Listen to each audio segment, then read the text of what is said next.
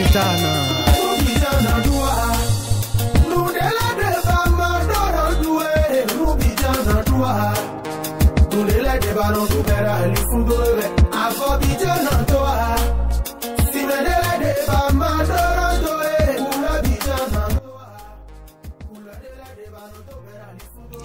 Meche todo mitole mikuto akhosu zangwe azan wolo kogo lo kweji some mimei agbokowe ton le planète yo venu so erodi mina gwa lo nu asukwa sipole bon kikwa wa jije na tino etentino egbesi azangbe we maka do asu alo we ma do asia ina do no kum loje gbe yo woni tenpombo nu lili to eyin lojiro nkra mo asuro gbechi me na do asiro gbechi me yo lili mo koton woni jodo ani bla mo me na into yo do egbe bo kana do no lojiro akwesi apapo yo ani tuno vuyo kuna supo nlopo de na bio pon we lojiro ani tuno lojiro ekun do akwa gege ton aja mi mo gbero egbe o amo ekun kana yin lawo akana blo dede do nu juro me do ai asupa sipo sin alinu ani blo dede mama nu e mana yin nu a afo e mana afo ana yin de to me kana yu venwe do nolo sin apapo re medisi se pon sin apapo on aito enu lote o klan do loji azo to sin apapo yo ani tun kum loji nu ko ina tin lo lelin to ele gege kon weme kayin agbozuka meton minado no weme maodo asu alo weme odo asio minado no lojo ani tun lojo ro egbesi anzangbe o ani tempon bonu asuto alo asito yo ani se koton bonu mini do khoro mi legbe me ena zombo dagbe na tin mi bo khome sin e kodote yo minajo khome sin mo kotondo weme makaodo asu alo weme maodo asia minado no lojo ro wan yo na tin lo egbesi anzangbe nwe chomi kan do no lojo ro akwesi apako ani tun lojo taragbe na tin nwe weme do akunpipan bo to nderote alobo to tande me o amoloji mo koton e kana hwan ali keke nwe me na do no azosi apako yo ani tun kumblojiro azoto yo ena do nu kon yi akuna jo wede do nu medeu eyan wa mero lekan blo da so kon le yo ana jo idomna blo azoto yo wede su we me kayin we dobu me na do mi lojo mi ni tun lojiro egbesi anzangbe yo osupa si pole tentin yo mi ni tun kumblojiro le limitore gege na yo abonu kiko wa jije na tin lo mi tentin we me ma odo asu alo we me ma odo asia me na do no lojiro ani tun lojiro wan isi apako yo ekuna yin na no edeburo egbesi anzangbe o akwesi apako yo me na do no ko ivodi so na no po hami mo la gwa lo mi bo mi na tun lojiro no gege na tin bo mi ka do na blo tete mo na tun lojiro kun inu emi mo bi kwi meje mi na be akwedo lo po mi ton le mi na do mi lojiro taragbe yo ekun kan le wa goma no po hami o mi na mo taragbe o ganji mi kan bodo mi lojo mi ni tun lojo mi ni blo tete bo tun lojo ndebo mi ja dudu gbe yo mi ni te ko bo nu eme ya mi support yo mi ni to vena bonu wewi hihi ena yonu mi no lo dudu madudu ena le wa dagbe mi do egbesin azangbe we me kan agasa bro gbe mi ton si we gan ko lo me yon mi la do yin lojo la super si potentin yon mi don mi pon lojo nu kiko awa jije na tin lo mi tentin we me ma do asu alo ko me ma do asia won yon na ko we na bajo no we lo igbesi azangbe bo kan do mi lojo mi ni tun pon lojo ka won yin ni on ki kan timbo e kun kan yin lo won yon de so ejion fine wo nu juro me na support me cho mi kan do nu lojo ani tun lojo kan ko lo me dion akwesi apako yo ani tun lojo taragbe na tin mi na akwesi apako bo nu e kan to senton no lojiro ndururu ze ko wo ni blo tete na mama kikulo eja bi ona menme azome ton si apako yo eni tun kun lojiro taragbe na tin me razo si apako bo kan do we me kalu kini yu lojiro we me ko do asu alo we me do asio mi na tun ko me sin pede ena ba jona su pa sipole mo na do mi lojiro no e kan zo ko me so na jijan yo e we yin lojiro me le ganhume ena supo do asu me ton si apako alo asi me ton de suna ba mo na hu game eni ona don ve pede wa mi bo kan do we me ma do asu alo we me ma do asia lojo ani tun kun lojiro lili to ele gege na yu wa do wan isi apako bo kan do mi lojo mi ni tun lojiro kan ko lo me dion ndebo mi ja biblogbe o mi ni tun kun lojiro mi do na do to me po mi poro pole o mi ni ma do to edin o mama ila do mi do ahome bo kan do we me kalu kini yo lojiro me po ka ro po me po lo nlo po kan le o mi ni tun kun lojiro kan ko lo me dion nlo po de ara blo energy ho wa ito me o alo no wa ito me o ya na blo be na ndagbe nu e mi me kayin yo nda lojile mi na do mi lojo mi ni tun lojiro kan ko lo medin nu ko na tinu asupa se ko le bo nu kiko awajije na tin yi bo kan don mi loju mi ni tun pom lojiro nde bo mi ja biblogbe onu mo koton enayin awajije nu asupa se ko le bo kondo pona tin mi we me maka odo asu alo we me ma odo asia mi na don lojiro ani tun pom lojiro nu edo nu kwa le won isi apapo onu mo koton anayin mi moto akwesi apapo yo ani tun pom lojiro kan ko lo medin nde bude a 0 te onu ena yin awajije nu lopo mi ton le o mi ni tun pom lojiro nu kiko awajije yo ena tin lo mi tentin bo asupa sipo alo azo si apapo ile so mi na se mi le singbe lopo de mi na tun pom en lojiro me ko di azon de wa ile yo era mo loje na je de me moji kanji lopo de kan do 50 million en lojiro ko me sinsin yo me ni de polo egbesin azangbe lopo mi to e kayin nu dagale mi na do mi lojiro mi me keke na tin mo na tun pom lojiro asupa sipo tentin yo fifa na tin mi fifa kala tin mi yo mi na tun pom lojiro lini mi ton keke en lojiro mi na mo fibonacci mi na wuli alo mo na levo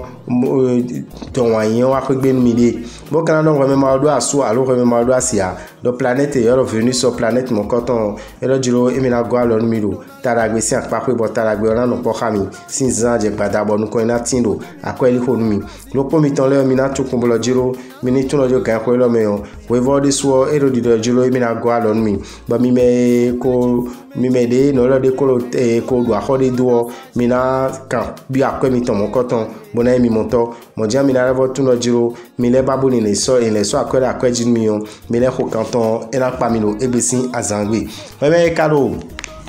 on clique les nuits mi na do mi lojiro mi na block plaisir no asumiton alo asimiton be ni ona yin dagbe mi bo kan la do mi lojiro mi ni tun pom lojiro we me ma do asu alo we me ma do asia mi na do ni lojiro ani tun pom lojiro mi na yin wanu mede do nugle boy kalojiro kan ko lo medin o won kun so nugle ko do ko o medicine je toji wani ten ko mo se ko me bo declare mi na do no planète yo Saturne no planète mon coton e do lojiro mi na go alo mi no akwesi apape amo mi ni tun pom lojiro mi ma yo ba ko de so e kan revo idodo do loko mi ton le o mi na yo ape ozan otu mi na do mi loji azo mi ton si apape yo mi ni tun loji over pede na tin o egbesi azangbe ete otu nu gege na dio bo re mo jeme yo e na han bo inu na zon bo over na tin mi do azo mi ton si apape we me kan gadato mi na do nu lojiro ani tun pom lojiro kan ko lo medin o lele to ele gege na wiwa bo no e ba de ro akwa yin si apape yo no e na yin ko inu bo ana tun pom lojiro nupo de kan inu bo awajije na zon awajije na le jijo mi tention in lojiro asupa sipo 6 ede ho e na inu taji eni ona ton fifa mi we me maka do asu alo me do asia ana tun lojiro planète yo revenu sur planète mon coton o do lojiro mi ni tun pom lojiro kan ko lo medin mi na mo mede bo me mon coton e na zo mo wa yo e na tita me mi bi mlan ti na me mi kan do mi lojiro akwesi apapo yo mi do na le wodo jide do mi de wu be ni na raison mo nu ko na le tin mi la zo mi ton si akwesi apapo bo kan do mi do no e kan famille ton bo yin famille si ho e lojiro mi ni ten ko bo tun lojiro de mi na blogun bo awajije na tin bo me lo polo na se me de singbe yo mi ni ko kanton wa me karo ya we zogbano yin e bodo asu alo bodo asio ala mi na do ni lojo ari ten ko bonu suru o ni pewe lo asu pa se potentin do ko me sin pede na wa bo kan do ndo jiro ani tun lojiro me de si ko me bo me de su si ko me o eno ave o do khosa o me maka do asu alo ko me ma do asia mi na do ndo jiro ani tun ko mo lojiro no gege na timba na babana do bana sodote bonu mon coton ena zombo mi wa yin si apapo ana dogu do mon coton pede mi kan do ndo jiro ani tun pom lojiro akwesi apapo ani tun pom lojiro nde bude amblo akwesi aliji ba ko yo gege na je deji yo ani ko kanton lo kan ko lo me lo po mi ton le mi na do mi lojiro mi ni blo tete bo tu no eme mi na no e sin afo mi na de boda gbe na tin mi o bo kan bo do mi lojiro azo mi ton si apapo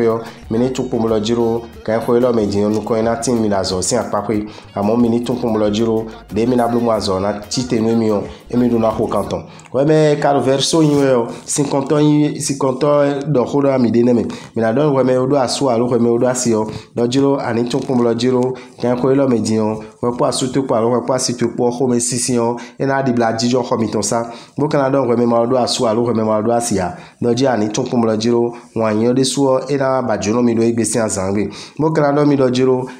nde bo mi ja biblogbe do akwesi apako yo mi ko kanton ja yo nu mo koton e na yin kan inu mi bo kan do mi lojiro mi bonu ndebo mi yazeo meni lita me po we chuoze nu ena inda gbe mi lo ale no de suji azo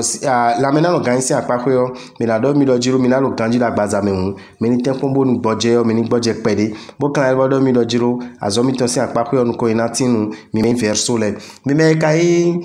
wevi bolo gbe mi ton si wele yo bo mi lo pe mi ton wo yo mi na do gbe mi la do mi pum lo jiro mi ni tun lo jiro egbe si azangbe mi ni blo tete mama kuchen ti lo asu me ton wa lo asi me ton wo nu mo ko ton ena ba jono mi me keke we me maka lo asu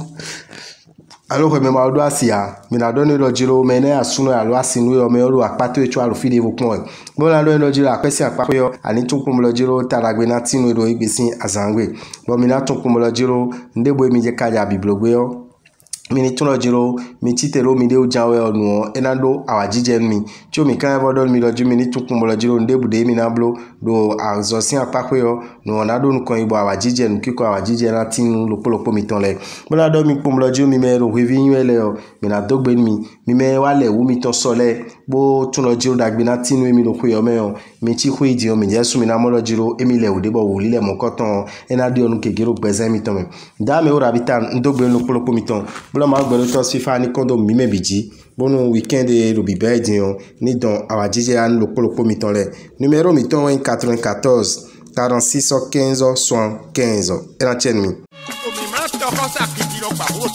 les holidays wa peto ko encore e wezon bo dame o projet rabitan sans sa me on ONG vivre mieux et no je hundo dodo mi ton le die yo e so nu wa e nu na me do gbigbo me sin apapo ya tongo da yi be na blo ra kuno zangbe azan wa tongo e yin kweji sun ko iloton do temple de grande victoire dimanche 13 mars 2022 nu wa do ele le no do vodun to hoso pe gbo yo ina na lo ton mi gidi nu ma ton e yin we de bua amon vle do emi ton lo amaka ton an ene we da ho ana yin vodun to hoso do pe to te ngbeju do to mi ton me fio volen do nu wa do de si demain kwe chaki kan de afoton e we anana elibio azantan tongo kweji sun ko iloton 8 mars 2022 we azan do ton e so lo telu mi ko do ma me ivo nu vodun to hoso do pe sin kun lide we ma on e na so da sinu mi alo kan ton le 96 44 90 89 94 46 15 75